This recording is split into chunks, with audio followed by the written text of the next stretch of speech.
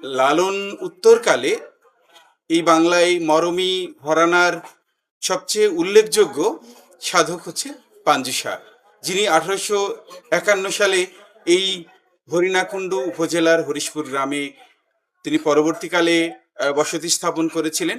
কিন্তু জন্মসূত্রে তার পূর্বপুরুষের অবস্থান ঝিনাইদহ জেলার শৈলকুপাতে। আমরা জানি পাঞ্জু শাহের পূর্বপুরুষ দীর্ঘকাল ধরে শৈলকুপায় বসবাস করেছে। তাদের 14 পুরুষের এই পীর প্রথার সাথে তারা যুক্ত রয়েছেন। আমরা পাঞ্জু শাহের পূর্বপুরুষ খুব কাছাকাছি সময়ের মধ্যে যদি আমরা স্মরণ করতে চাই, সোবহান খন্দকার, তিনি নিজেও জমিদারির সাথে যুক্ত ছিলেন।